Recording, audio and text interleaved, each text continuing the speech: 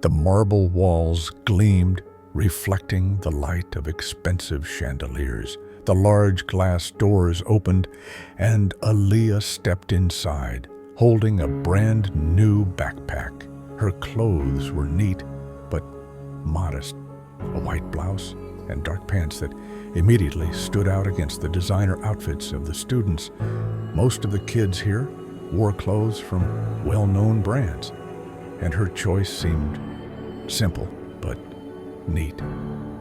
As soon as she crossed the threshold of the school, there was a tense silence in the corridor. At first, it was barely noticeable. A few students were silent, turning to look at her. Then there were quiet whispers, and a second later, one of the older students whispered loudly, "Look, another one! Who let her in here anyway?" Aaliyah felt a chill run down her spine. Her fingers gripped the straps of her backpack tighter. She'd been prepared for trouble. My mother had warned her that she might encounter misunderstanding at this school, but she hadn't expected it to start with the first step. On her way to the principal's office, she heard several loud phrases. "You think it's a scholarship?" grinned the guy in the expensive jacket, throwing her a scornful look. "Or those social programs for the poor again," his friend added wryly. Aaliyah walked on, trying not to look up, but every word hurt her heart. She knew she looked different. Her skin was dark, and her hair, arranged in neat braids, stood out immediately among the wavy blonde strands of her classmates. Her last name, sonorous and unusual, would have made any teacher stop and ask how to pronounce it. But what set her apart the most was that she wasn't one of them. She wasn't part of an elite society where students' parents are politicians, businessmen, and celebrities. When she reached the principal's office, the door was already ajar. Behind the desk sat Mr. Bennett, a man with gray hair neatly combed back. His suit was impeccably ironed and his gaze was icy. He slowly raised his eyes to Aaliyah as if assessing her from head to toe. "Are you the new girl?" he said, not bothering to stand up. His voice sounded with dry distrust, and his gaze read everything: condemnation, contempt, and some hidden aggression. "Yes, sir," Aaliyah replied quietly, feeling her voice shake. Mr. Bennett folded his hands on the table as if considering what to say. Finally, he spoke slowly. "Do you realize where you've come to? This school isn't for everyone. We have high standards, and I doubt you'll be able to live up to them." "I'm willing to try, sir," she replied, trying not to show offense.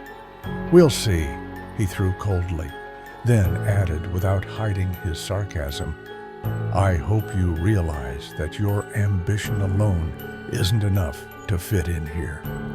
He handed her the class schedule without even looking in her direction. As she left the office, tears came to her eyes. She knew she had a hard road ahead of her, but now for the first time, she wondered if she could handle it. Mr. Bennett sat in his spacious office upholstered in dark wood. His desk was perfectly clean, and on the walls hung pictures of elite events, award ceremonies, meetings with famous politicians, and in the center was a large frame with the school's motto, "Only the best."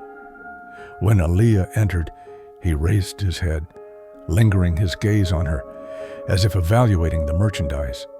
Something sharp, almost contemptuous, flashed in his eye.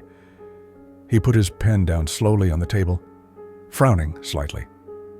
"Sit down," he tossed briefly, pointing to the chair in front of him. Aaliyah cautiously sat down, feeling the tension in the room rise.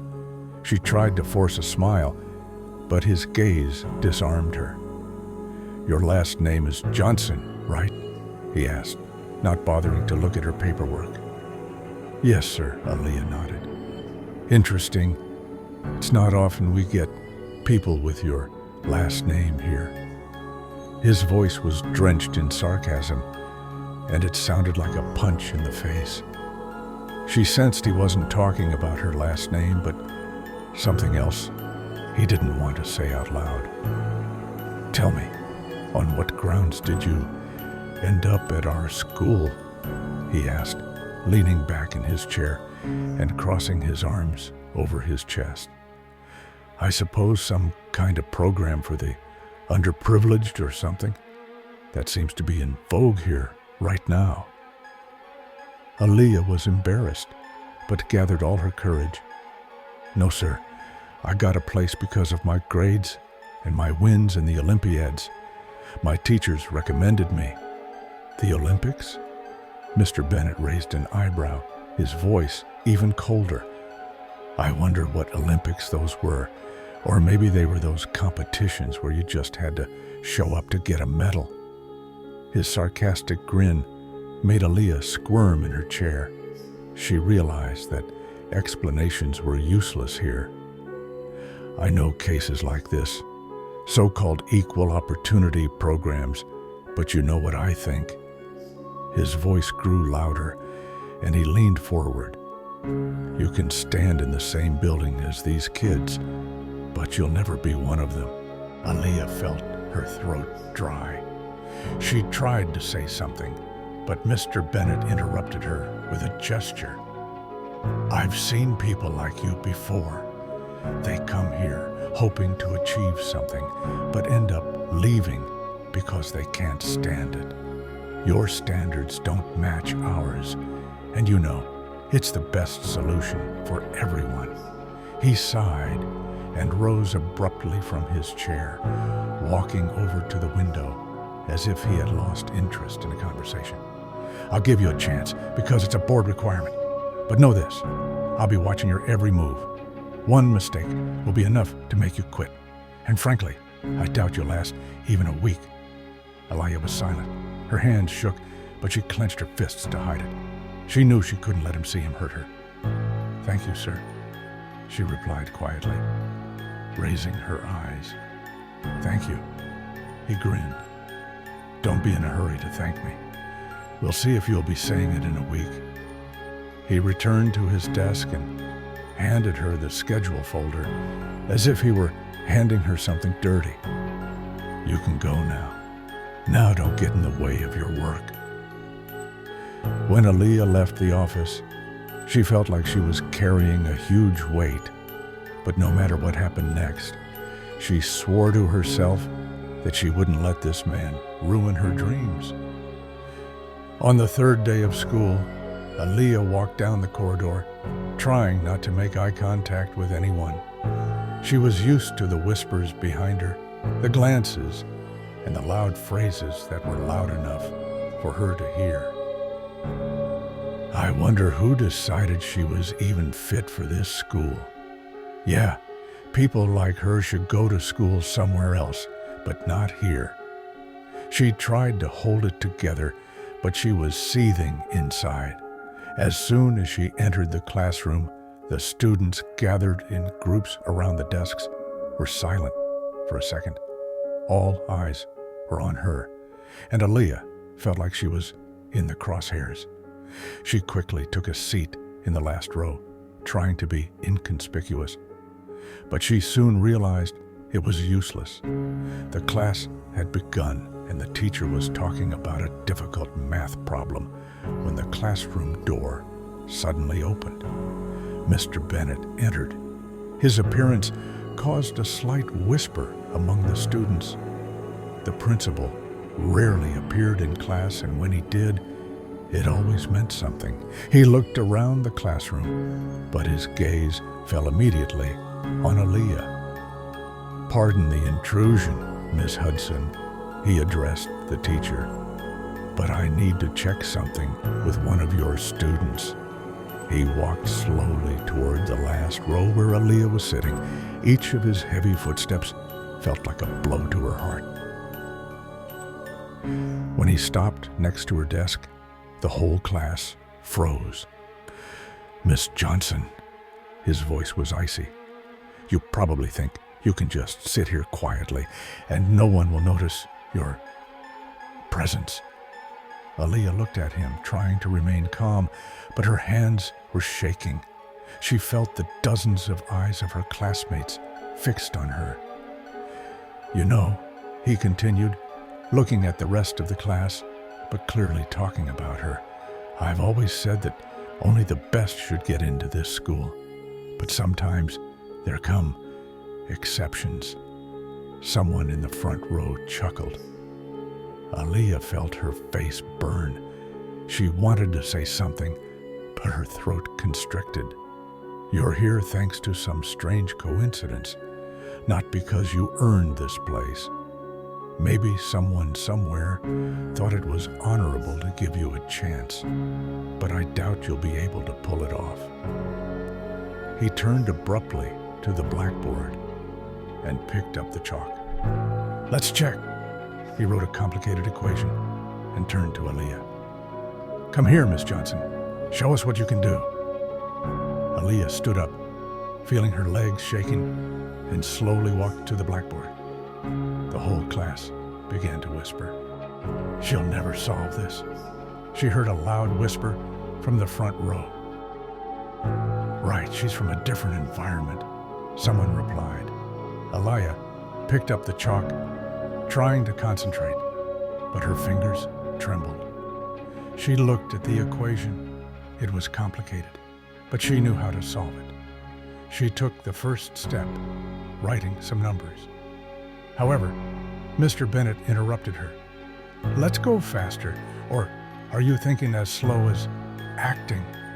The class erupted in laughter. Aaliyah felt tears come to her eyes. She finished her solution, checked it, and turned to Mr. Bennett. "The decision is the right one," she said quietly. But he didn't even look at the board. Instead, he grinned and said loudly, "That may be the right answer, but you're still not here because of your knowledge. Your place in this school is a mistake." His words hit her harder than she expected. He turned to the class and added, "And I'm sure each of you know what I'm talking about." The class laughed even louder. Aaliyah returned to her seat with her head down. She wanted to disappear, to fall under the ground. This class had been the most humiliating moment of her life. She knew the principal was using his influence to make her life unbearable. But something inside her decided she would not give up. Aaliyah was getting used to her new classmates, but every day at this school seemed to be a challenge. Whispers, taunts, and leering glances accompanied her at every turn. But the hardest part was facing their words. Harsh, sarcastic, filled with veiled racism. That day began as usual. Lessons, scornful glances, whispering, but everything changed at recess. Aaliyah decided to sit alone in the corner of the schoolyard where she liked to read. She opened her book when she heard a familiar voice behind her. "Do you really think you can stay here for long?" said Catherine, one of the most popular girls in the class, with an arrogant tone. Aaliyah turned around. Catherine stood in front of her with a group of friends. Her blonde hair was perfectly styled, and a grin played across her face. Aaliyah's eyes made it clear. She was looking for conflict. "What?" Aaliyah asked calmly, closing the book. "I said you don't fit in here." Catherine stepped closer, crossing her arms over her chest. "This school isn't for people like you. You know, it's ridiculous to see you here. Your parents probably don't even realize where you are." Catherine's words hit painfully, but Aaliyah tried to keep her composure. "I'm here because I deserve it," she replied firmly. The chuckles of her friends could be heard from behind her. Catherine leaned closer, almost whispering, "You think your grades mean something? You're only here because someone signed a paper out of pity. It would be funny if it wasn't so pathetic." Aaliyah stood up, ready to leave, but Catherine blocked her way. "Where are you going? You think you can just turn away like that when someone's talking to you?" At that moment, Catherine pushed her in the shoulder. Not hard, but enough to show her superiority. Aaliyah, pulling herself together, tried to step around her, but she heard it again. "People like you can only run away. It's in your nature, though, isn't it?" That was the last straw. Aaliyah turned toward her, feeling everything boiling inside. "You're talking about something you don't understand," she said firmly. "And that doesn't make you better than me. It makes you worse." There was silence for a second. Catherine stiffened, but recovered quickly.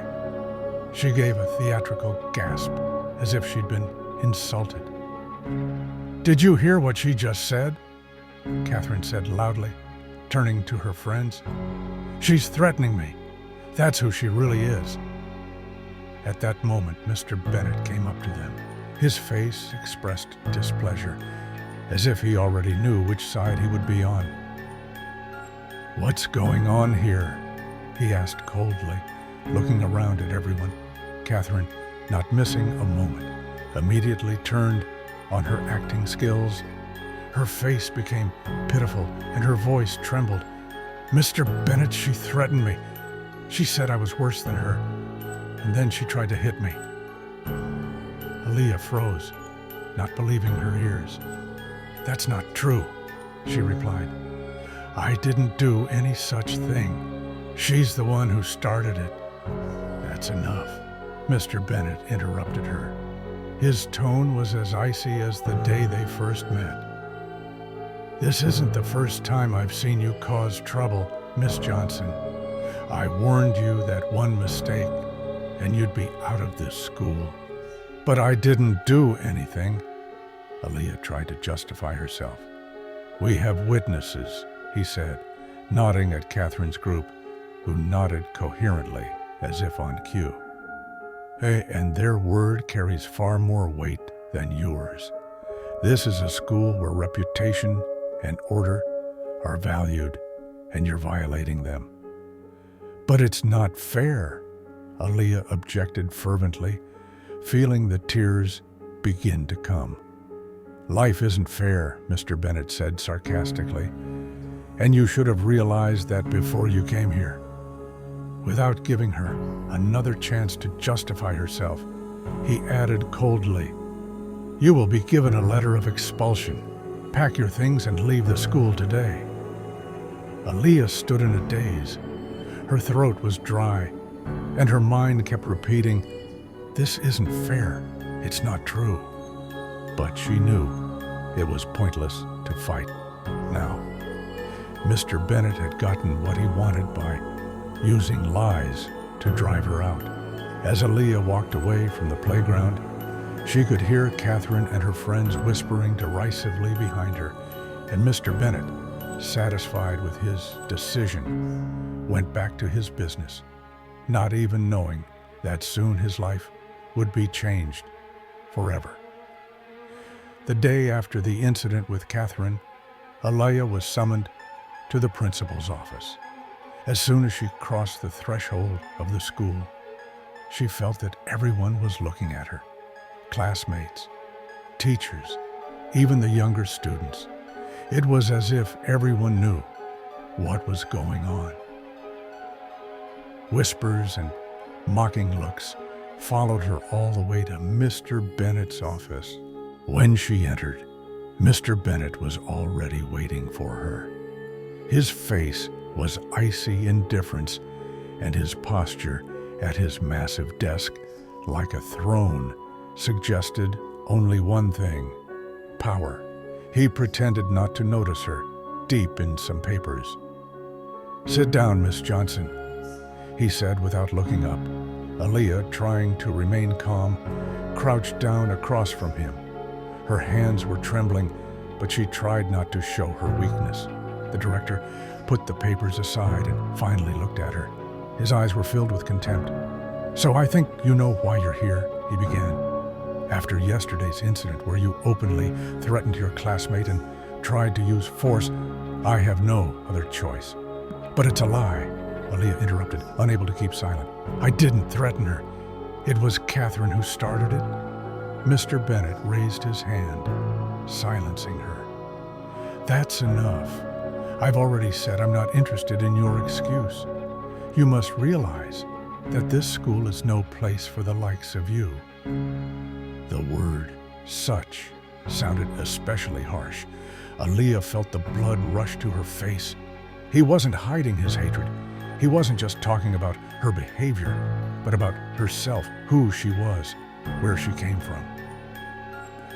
We are here training the future elite, the leaders, the people who will determine the course of our history. And you will never fit into this world.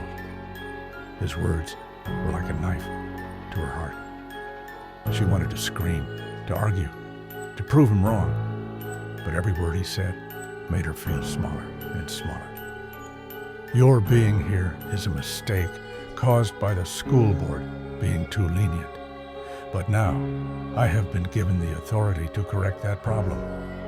He stood up, as if his own words gave him greatness. Then he walked leisurely to the door and opened it. Outside the door stood a group of teachers and several students, including Catherine. It seemed to be quite a spectacle. I am compelled to announce that Miss Johnson has been expelled from our school for behavior inconsistent with our standards, Mr. Bennett said loudly, so that everyone could hear. Children like this are ruining our reputation and destroying our atmosphere. I will not allow it. His words caused a slight murmur in the crowd. Some of the teachers glanced around, but no one dared to object. Catherine and her friends stood in the corner, hiding satisfied smirks. One of her friends even clapped, as if supporting the principal's decision. Thank you for your cooperation, Miss Johnson, Mr. Bennett added, nodding as if she had done him a favor by her presence. Now gather your belongings and leave the school grounds immediately. Aaliyah rose from her chair. She could feel everything inside her churning. Her fingers clenched into fists and her eyes filled with tears, which she tried desperately to hold back. Her gaze stopped on the headmaster. You're making a huge mistake, she said, trying to make her voice sound firm. You think you can humiliate people just because they're not like you. But one day, you're going to have to answer for it. For a moment, there was silence in the study. But then, Mr. Bennett laughed, loud and cold. Answer. To whom? To you. Don't make me laugh, Miss Johnson. You have no power or connections to make a difference. You're a nobody. With these words, he turned away from her, signaling that the conversation was over. Aaliyah, feeling that she could not bear the embarrassment any longer, walked out of the office. Behind her, applause erupted. It was the students who were supporting the principal without thinking about what was really going on. She walked down the hallway, feeling tears streaming down her cheeks. She could hear her classmates whispering and giggling. They were enjoying her humiliation. But somewhere deep inside her, a determination was brewing. She didn't know how, but she knew one thing. This wasn't the end.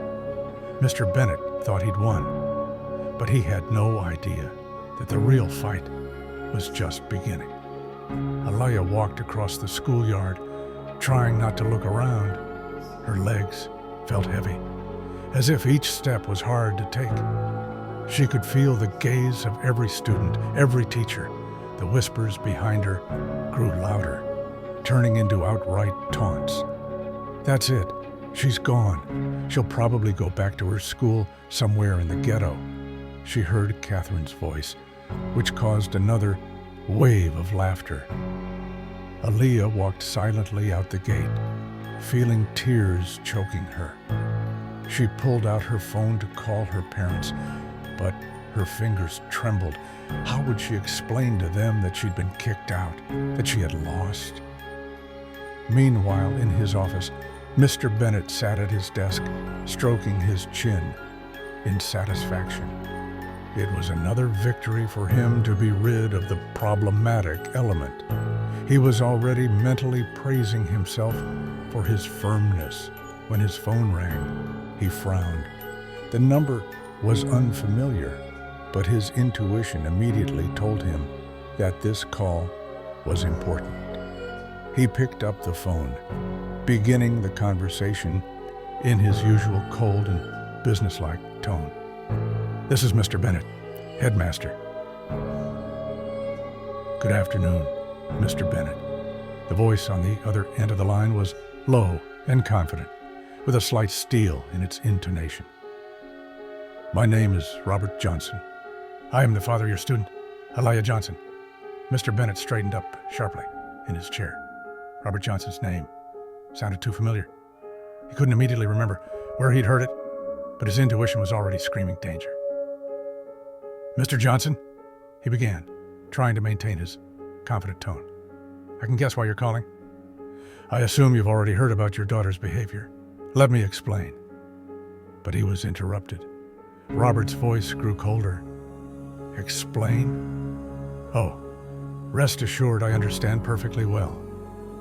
I have heard of your decision to expel my daughter. But let me be clear about something, Mr. Bennett. Jane, are you sure your actions are consistent with school policy and education laws?" "Of course," Mr. Bennett muttered, feeling his confidence begin to crack. "We strictly follow internal rules. Your daughter has demonstrated aggressive behavior, which is unacceptable." Interesting. Robert could hear the sarcasm in his voice. "Are you sure it wasn't a mere pretext, that your personal bias isn't behind this story? Because if it is, then as a lawyer with 20 years of experience, I know exactly what to do about it." Mr. Bennett turned pale. Now he remembered who Robert Johnson was. He was one of the most famous lawyers in the country, defending the interests of large corporations and powerful politicians. His name had been in the news more than once, and each time it had been associated with high-profile court victories. He was a man best not to be confronted. "Mr. Johnson, I assure you, we were just following the rules." Mr. Bennett began to justify himself, but Robert interrupted him again. "Followed the rules? Good. Then I'd like to see full documentation to support your accusations. Surveillance video, written testimony, teacher reports, anything that might justify your decision. Or perhaps you wouldn't mind if I brought it up at a school board meeting." "That is not at all necessary," Mr. Bennett said quickly, feeling the cold sweat stand up on his forehead. "I'm sure we can settle this matter without attracting too much attention." "Attraction is exactly what you'll get if you don't reconsider your decision," Robert stated firmly. "Believe me, not only will I file a complaint with the school board, but I will make this case public. I'm sure the press will be interested to see how the principal of an elite school humiliates students based on their backgrounds." Mr. Bennett swallowed hard. His thoughts swirled.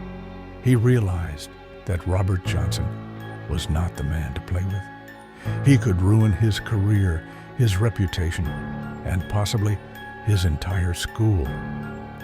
"Mr. Johnson," he began cautiously, "let's discuss this. Perhaps we can find a way to get your daughter back to school and smooth over this incident." There was silence on the other end of the wire, and then Robert spoke up. "You have until the end of the day to correct your mistake. Otherwise, I'm springing into action. And believe me, Mr. Bennett, the consequences will be massive." The connection was cut off. Mr. Bennett hung up the phone, feeling his heart beating in a frantic rhythm. His hands trembled.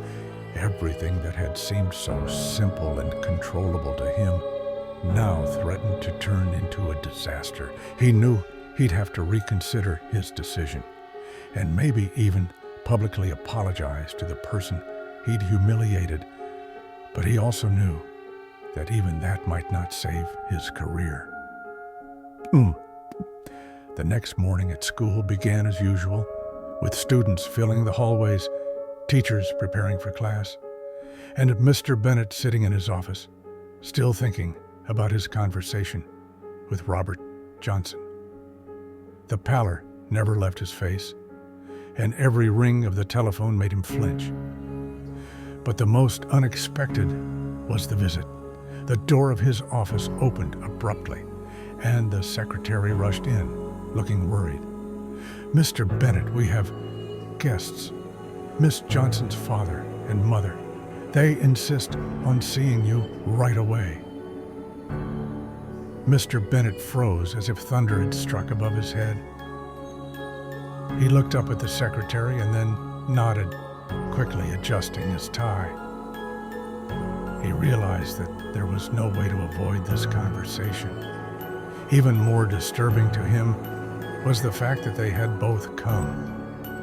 Robert Johnson's name already filled him with fear, but the appearance of his wife meant that the situation would be even more complicated. The door opened again, and Robert Johnson and his wife, Amelia, entered the study. Their presence filled the whole room. Robert was tall, with a sharp look that instantly made Mr. Bennett feel small. His strict suit emphasized his status. Amelia, on the other hand, was the personification of power, stylish dress, confident posture, and a cold, penetrating gaze. "Good morning, Mr. Bennett," Robert said, stepping closer to the table without offering to shake hands. "Good morning," Mr. Bennett said wearily, feeling his palms begin to sweat. "Please, have a seat." But the Johnsons did not sit down. They remained standing, their posture like judges coming to hear a case before passing judgment. "We're here to discuss the incident with our daughter," Robert began, his voice sounding even, but every syllable was imbued with menace. "And we're interested in exactly why you thought you had the right to humiliate her and expel her from school. I'm sure you understand that the situation was complicated." Mr. Bennett began to justify himself. "Your daughter has been charged with aggressive behavior toward another student. The school is supposed to keep order." "Order?" Amelia repeated coldly. "You call that order? As far as I'm concerned, it's more like discrimination. Let's start with your comments, Mr. Bennett. Exactly what words did you use toward my daughter?" I don't know what you mean." Mr. Bennett tried to look away, but her gaze seemed to pin him in place. "Oh, you understand perfectly well," Robert interrupted sharply. "We know that you have repeatedly made racist comments, humiliated her in front of her classmates, and openly stated that she doesn't fit in at this school. Do you have an explanation for this behavior, Mr. Bennett?" "This is just a misunderstanding," the principal began to stammer. "I never intended. I was only trying to maintain the standards of the school." Amelia stepped closer, her heels sounding like hammer blows on a marble floor. "Do you really think that's the explanation? Maintaining standards? Humiliating my daughter? Excluding her without evidence? How will you explain that to your superiors, Mr. Bennett, or to the press?" The secretary peered timidly into the office, trying to alert the principal to the rising tension, but he raised his hand, gesturing for her to leave. Now he was alone with his two parents, whose determination was unyielding. "Look, Mr. Johnson, Mrs. Johnson," he began, having already completely lost his confidence. "I admit that I may have jumped to conclusions. We can review the situation and get your daughter back in school. Perhaps even have an open meeting with the students and teachers to smooth this incident over." Robert grinned, but his smile expressed no joy. "Now you want to reconsider, after humiliating her in front of the whole class, after making her the object of ridicule and bullying?" "No, Mr. Bennett, that's not good enough," Amelia added. "We are not just demanding justice. We want a public apology.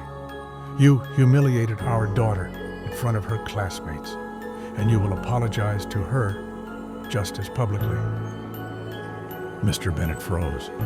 It was humiliating for him to apologize to a student in public, but he knew he had no choice. "Of course," he muttered, avoiding their gaze. "We can organize that, perhaps at a general meeting." "Today," Robert said sharply. "We want this to happen today, and to let every student and teacher know that you admit your mistake. And rest assured, we will be present." Mr. Bennett nodded, realizing he was cornered. He watched the Johnsons turn around. Their steps sounded confident and commanding. Their backs read victory. When the door closed behind them, Mr. Bennett sank exhaustedly into his chair. He knew his reputation and career were already in jeopardy, but the real consequences were just beginning. The morning at the school began with an unnatural silence, which was quickly replaced by the buzz of human voices and camera flashes. Dozens of journalists, activists, and even some parents, unhappy with the recent events, gathered at the gate. Microphones, cameras, banners with inscriptions like "No to Racism in Education" and "Justice for Alea" were an unexpected sight for all who entered the building. For Mr. Bennett, the morning began with a phone call he dreaded hearing. On the other end of the line was the chairman of the school board, whose agitated tone made it immediately clear that the situation was out of control. "Are you out of your mind, Bennett?" yelled the chairman. "All the news channels are discussing your school. We're getting calls from parents, sponsors, and even politicians. Do you realize what you've done?" Mr. Bennett mumbled something about misunderstanding and reviewing the situation, but the chairman wasn't even listening. "You will come out and explain yourself to the press, or I will. And if I do, you're finished." When Mr. Bennett hung up the phone, his hands were shaking. He looked out of the window and saw the crowd at the school gate. Among them were Alea's parents, who stood in the center of the group of activists and journalists, calmly and confidently answering questions.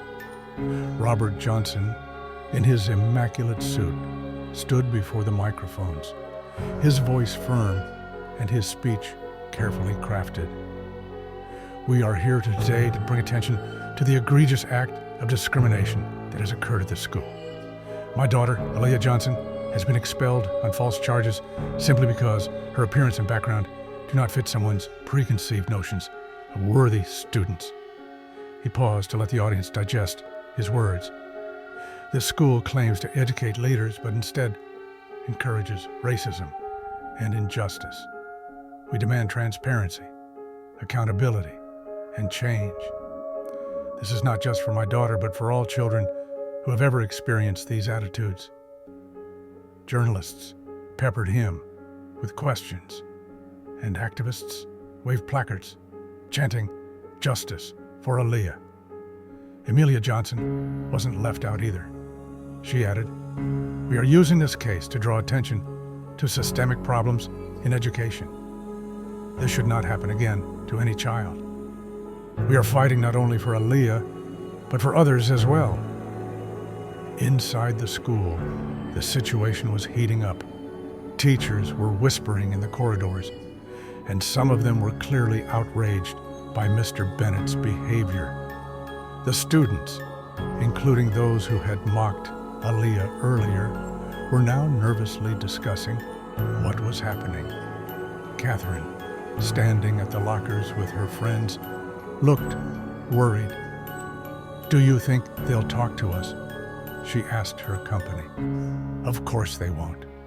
They'll never know you started it," one of her friends assured her, but you could hear the doubt in his voice. Meanwhile, several students who were previously indifferent began sharing videos of moments of Aaliyah's humiliation.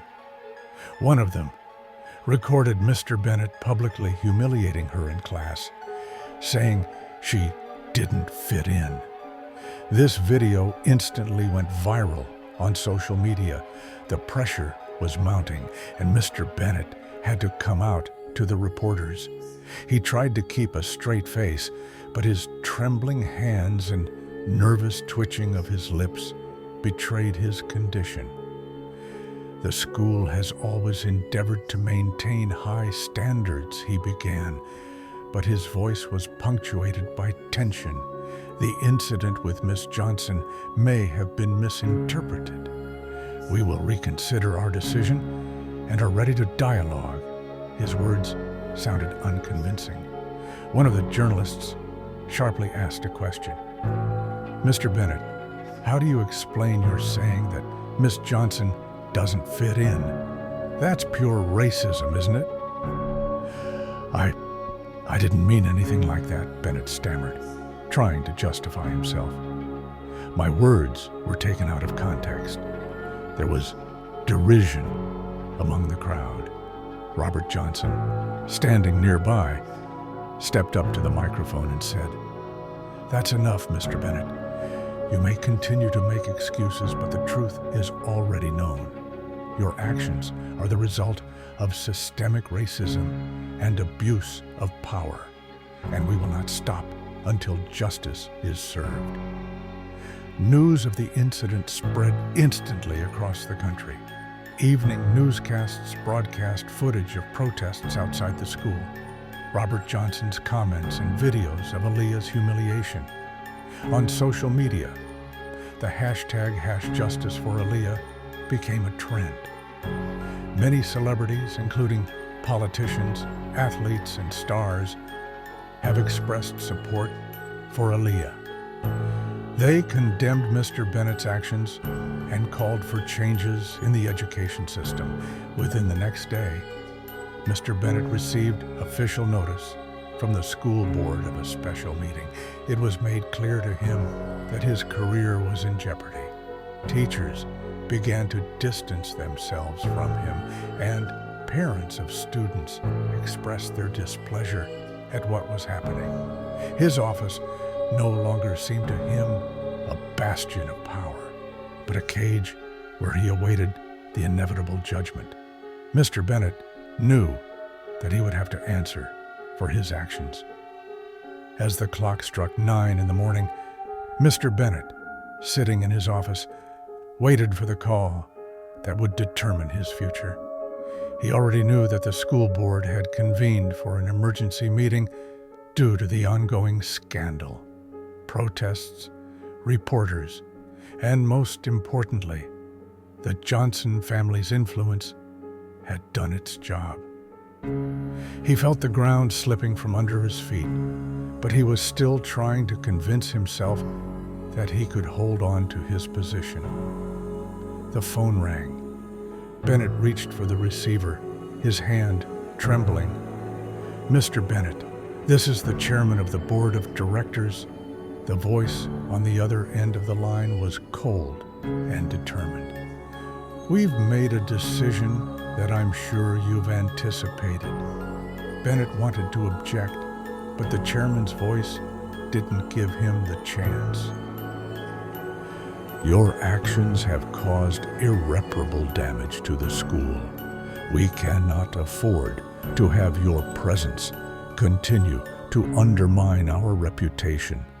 Your contract will be terminated immediately. You must leave your position today." "But wait, I can explain." Bennett desperately grabbed the receiver. "It was just a misunderstanding. I was following the rules of the school. You can't blame me for trying to uphold its standards." "Standards?" The chairman grinned. "Your so-called standards have cost us the support of key sponsors, several dozen students, and most importantly, our reputation. You violated what we've spent years building." The connection went dead. Bennett put the receiver down on the desk. The silence of the office became oppressive to him. Everything he had built up over decades had crumbled in an instant. That same day, Mr. Bennett was forced to pack his things and leave the school. Teachers and staff who had previously respected him, or at least feared him, now looked at him with judgment or indifference. No one stood up for him. When he left the building with the box in his hands, the journalists were still standing at the gate. They rushed toward him, their questions sounding like an attack. "Mr. Bennett, how would you comment on your termination? Do you believe your discriminatory policy was justified? Do you feel you were responsible for what happened?" He pushed silently through the crowd, avoiding the cameras. The flashes blinded him, and the shouts grew louder. Some activists shouted accusations right in his face. "Shame on you! A child was hurt because of your racism." This way to the car seemed endless. When he finally closed the car door behind him, he let himself sigh heavily. His phone, however, kept vibrating. Messages from coworkers, parents, and sometimes complete strangers came one after another. Most of them contained condemnation, anger, and contempt. The next day, Bennett tried to contact his former colleagues, hoping for support. However, no one returned his calls. Some who had once called him friend now avoided contact, fearing they might be associated with him. "I'm sorry, James, but I can't talk," his former deputy said, when Bennett finally got through to him. "You see, the situation is too tense right now. The council is demanding that we distance ourselves from you." Those words were the final nail in the coffin of his career. The people he had worked with for decades turned their backs on him. The scandal spread far beyond the school. Local newspapers and television channels discussed the case for weeks. Social media continued to discuss Bennett's actions. His picture, with a cold face taken as he left the school, became a meme. Users wrote, "Ironic, the man who thought he was superior to others is now standing in the mud. Serves him right. Let him know what humiliation feels like." Meanwhile, parents of students who had previously supported Bennett were now demanding reforms at the school. They argued for stricter checks on the behavior of teachers and administrators so that such incidents would not happen again. Trying to find a new job proved impossible for Bennett. His name became synonymous with scandal, and any school or administrative board that heard of him refused to even consider him. One of his last attempts to get a job as a counselor at a small private school ended with the parents of the students staging a protest. They demanded that Bennett's hiring be rescinded immediately. "A man with such a reputation has no right to work with children," they said. Bennett found himself alone. His family, tired of the constant social pressure, had stopped talking to him. His neighbors, who had once respected him for his status, now only cast scornful glances at him when he walked out the door. One evening, he was sitting in his small office at home. There were old photographs on the table, award ceremonies, smiles of his colleagues, praise for his work. It all seemed a distant and unattainable reality now. His career, his reputation, his life, everything was ruined. Mr. Bennett thought for the first time about what had brought him to this downfall. His arrogance, prejudice, and belief in his own superiority had caused his downfall. He realized it too late, when no one would listen to him. Perhaps he thought he could avoid the consequences. But justice, albeit belatedly, found him. The day Aaliyah returned to school was a momentous occasion not only for her, but also for everyone who watched the story. The school board, forced to act under pressure from the Johnson family and public outcry, officially reinstated Aaliyah as a student. Moreover, they not only apologized to her parents, but decided to hold a school-wide meeting to publicly acknowledge their mistakes. When Aaliyah entered the school gate, her heart clenched with excitement. Her parents walked beside her, supporting her. Teachers, students, and even some of the parents had already gathered at the gate. In front stood the new acting principal, Mrs. Harper, who had previously served as a substitute, but always treated the students with respect. "Welcome back, Aaliyah," Mrs. Harper said, with a warm smile, extending her hand. "We're glad to see you back here." For a moment, Aaliyah felt her eyes fill with tears, but she held them back. Her gaze slid over the faces of her classmates. Some of them looked embarrassed, avoiding her gaze, but there were also those who came over to apologize. "Aaliyah, I want to apologize," said one of the students who had laughed with Catherine earlier. "That was wrong. You didn't deserve to be treated like that." Aaliyah only nodded, accepting the apology, but didn't say a word. She knew that her actions spoke for her better than any words. On the same day, an assembly was held in the school's assembly hall. All of the students and teachers were present, and Aaliyah's parents and the school board stood on the stage. Mrs. Harper opened the assembly, but the centerpiece was the words of apology spoken by the chairman of the board. Today, we are here to recognize the mistakes that have been made. This school has always prided itself on raising leaders, but true leaders know how to admit their mistakes. Aaliyah, on behalf of the board and the entire school, I apologize for what you've been through. The hall froze. Then applause erupted. Teachers, parents, and students who were supporting Aaliyah began to stand up one by one. Even those who had mocked her earlier clapped, though they looked embarrassed. Catherine, who sat in the front row, seemed smaller than herself. Her face flamed with shame. After the meeting, she approached Aaliyah, but her voice trembled. I want to apologize," she whispered. "I shouldn't have done that. It was wrong." Aaliyah looked at her with an expression that didn't hold malice, but didn't read forgiveness yet either. "Apologizing is just the beginning," she replied calmly before turning away. That answer made Catherine think. For the first time, she realized that forgiveness didn't come as easily as she had expected. After Aaliyah's return, the school began to change. It was decided to create an anti-discrimination program. Inclusion, respect, and equality were now discussed in lessons and assemblies.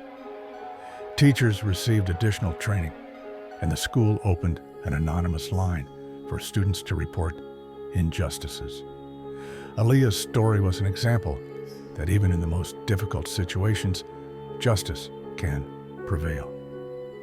While Aaliyah began attending school again, Mr. Bennett remained in the shadows. His name was now associated with disgrace, and finding a new job in the education system proved impossible. Newspapers continued to mention him in the context of the scandal, and parents of students did not want him around their children. Sitting in his small apartment, far from his former luxuries, he reflected on his mistakes, his career, his reputation, his status, all gone. He realized that his bias, his arrogance, had been the cause of his downfall. But that realization came too late. Meanwhile, Aaliyah's story inspired many. Parents from other schools began demanding transparency and justice. Activists used the case to push for laws against discrimination in education. Aaliyah became an example of the importance of fighting for one's rights. At the school itself, she was being reinstated not just as a student, but as a symbol of change. Her classmates, who once mocked her, now respected her.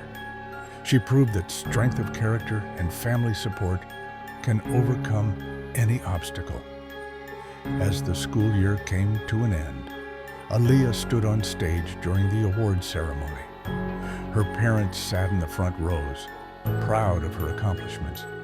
Mrs. Harper presented her with an award for academic excellence and added, "Aaliyah has not only achieved outstanding results, but she has shown all of us what it means to stand up for truth and justice.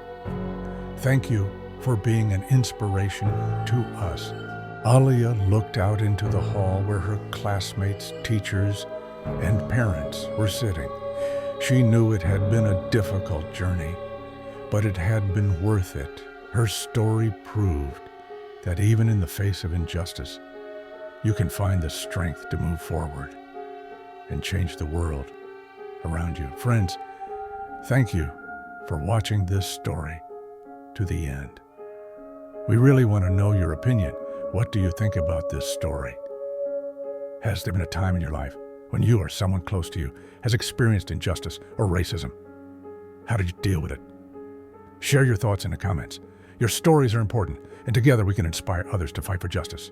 You are our motivation. We appreciate each and every one of you who watch, share, and comment on our videos. Your support helps us create stories that make us think and change the world for the better.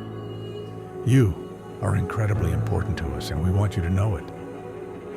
Don't forget to subscribe to our channel so you don't miss new inspirational stories. Click the like button if you liked this story, and be sure to share it with your friends. It helps us grow and bring important messages down to even more people. We wish you a wonderful day full of joy, warmth, and justice. Remember, you are stronger than you think and more important than you can imagine. Thank you for being with us.